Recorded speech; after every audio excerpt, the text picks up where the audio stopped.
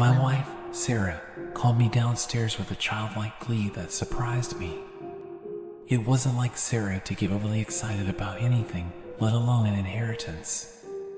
We weren't expecting anything, especially not something as grand as what awaited us in the living room. The child sang a silly song this morning while getting dressed, a nonsensical tune about purple elephants that usually brought a smile to my face. Today, however, it felt hollow against the backdrop of the ornately framed mirror dominating the living room. It was massive, easily taller than Sarah and wider than the fireplace. Its frame was a dark, polished wood carved with intricate swirls and leaves that seemed to writhe in the morning light. "It's from Aunt Clara," Sarah explained, running her hand along the cold glass. Apparently, it was in storage for years. Aunt Clara had been an eccentric woman, a collector of oddities and antiques. We hadn't seen her in years, and her sudden passing, followed by this unexpected inheritance, left me with a strange mix of emotions. The mirror, undeniably beautiful, felt unsettling at the same time. We spent the next few hours wrestling the behemoth into place above the mantel. It was surprisingly heavy, and even with both of us straining, it seemed to resist being hung. Finally, with a groan of the wall anchors, it settled. That night, as I lay in bed, I couldn't shake the feeling of being watched. It was irrational, of course, just the unsettling presence of the unfamiliar object in our room. Still, I found myself staring at my reflection in the moonlight. My face looked normal, a little tired maybe, but otherwise unremarkable. The following days were a blur of unpacking boxes and settling into our new routine. The mirror became a part of the background noise, a silent observer. But then, I started noticing something strange. When I caught a glimpse of myself in passing, my reflection seemed different. It was subtle, a slight twist to my mouth, a flicker of darkness in my eyes that wasn't there a moment before. I blinked, brushing it off as fatigue. Sarah started mentioning the same thing. "Did you see that?" she'd ask, a worried crease in her brow. "It looked like you were frowning for a second." We began to avoid looking in the mirror for extended periods. The feeling of being watched intensified, and the brief distortions in our reflections became more frequent. One morning, I saw a deep line etched across my forehead that vanished the moment I met my own gaze. It was like the mirror was playing tricks on us, reflecting not our actual selves, but a warped version of them. We tried researching the mirror's history. We contacted a local antique dealer, a wizened old man with eyes that held a lifetime of collected secrets. He studied the pictures we sent him with an unsettling intensity. "Venetian," he finally muttered, stroking his beard. "Late 17th century, most likely. There are whispers about its origins, though I wouldn't put much stock in them." "Whispers of what?" I pressed, a knot of dread tightening in my stomach. He shook his head vaguely. "Just stories, best left forgotten." The lack of information gnawed at me. It felt like the mirror held a secret, something dark and unsettling. The distortions in our reflections became undeniable. I saw Sarah with tear-streaked cheeks, her normally bright eyes dull and lifeless.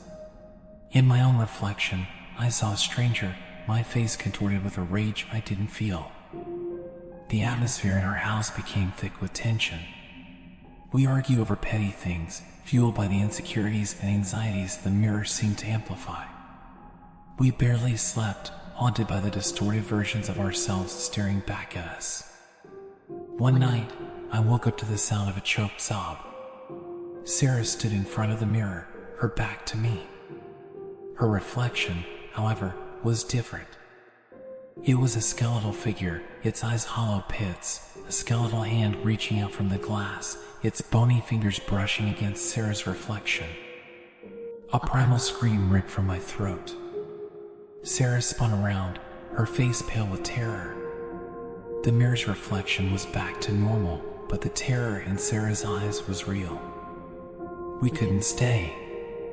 We packed a bag, the fear a tangible presence in the air. Leaving the mirror behind felt like abandoning a part of ourselves, but it was a risk we couldn't take any longer. The following days were a whirlwind.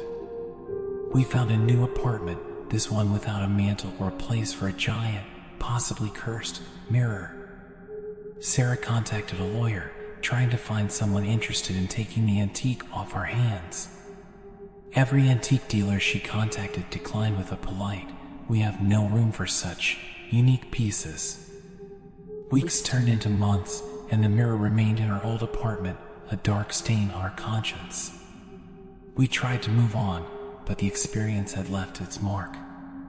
Sarah became withdrawn, haunted by the skeletal figure in the reflection.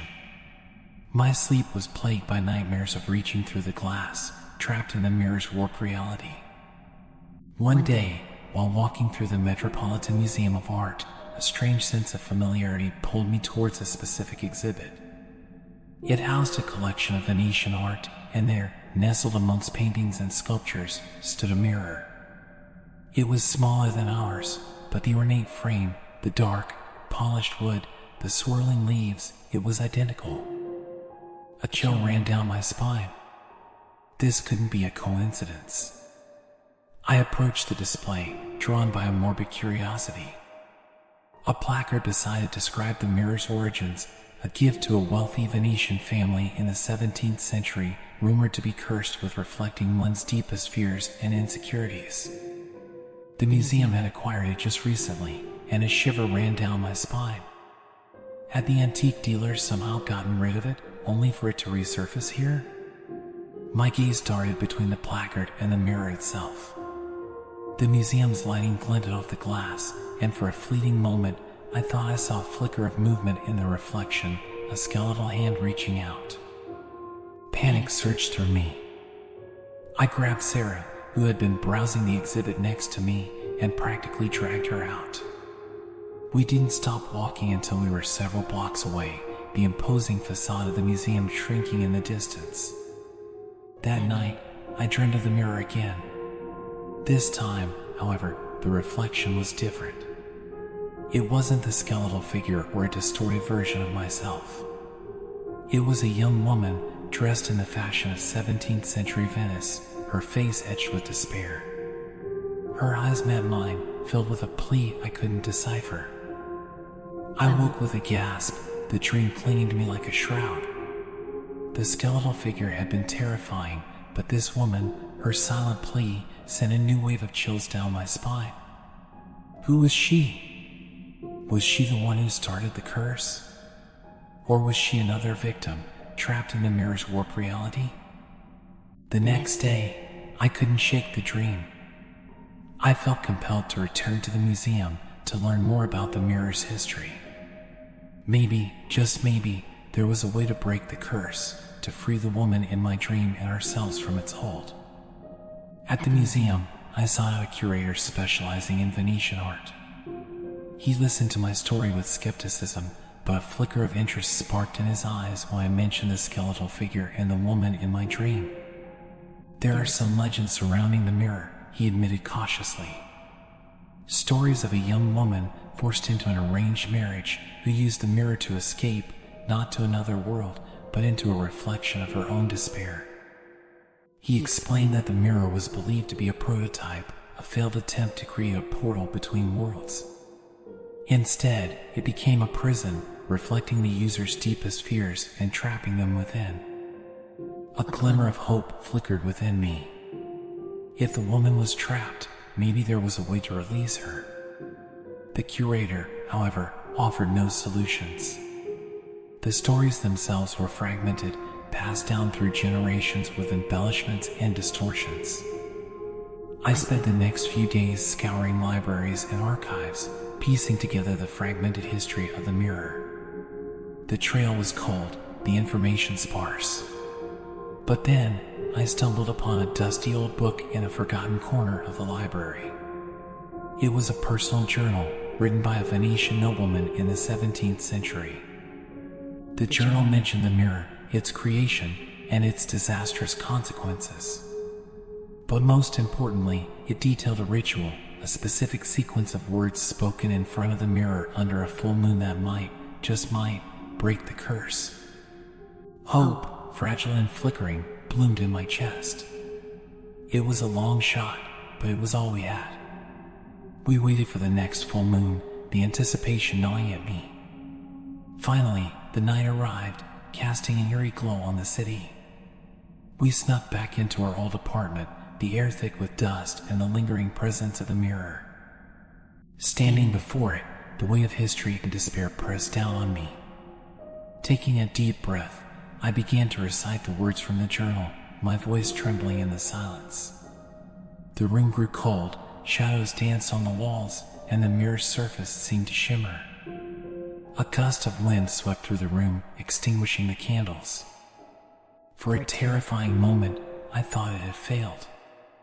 Then, a faint light emanated from the glass. An image flickered into existence, the young woman from my dream. Her eyes, filled with a desperate hope, met mine.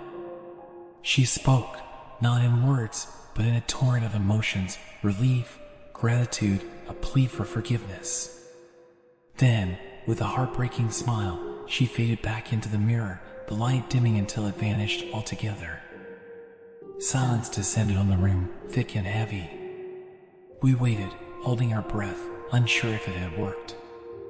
Then, a sound, a tapping.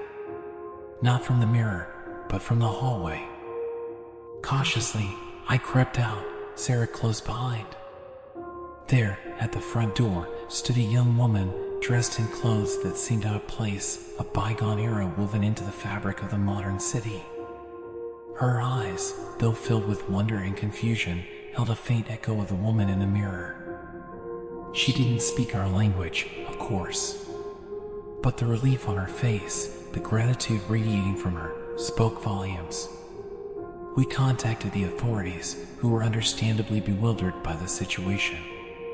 But with the help of the museum curator, who discreetly confirmed the mirror's history, they managed to place the woman in a safe house and find historians to help her understand her situation. As for us, we moved on. The mirror remained in our old apartment, unclaimed and unwanted. We later learned it was shipped overseas to a secure storage facility where it could be studied, but never displayed to the public again. The experience left its scars. We still have nightmares occasionally, echoes of the distorted reflections and the chilling touch of the skeletal figure. But there's a sense of peace too, a knowledge that we helped break a curse that had spanned centuries. The line between reality and reflection, between fear and truth, remains a blur. But sometimes, the most terrifying things aren't the monsters we imagine, but the darkness we carry within ourselves. And sometimes, the most profound reflections aren't in a mirror, but in the choices we make. Today, as I patiently wait for my turn in line at the store, a flicker of movement catches my eye. It's just a reflection in a display case, a fleeting image of myself. But for a moment, a ghost of a smile crosses my lips.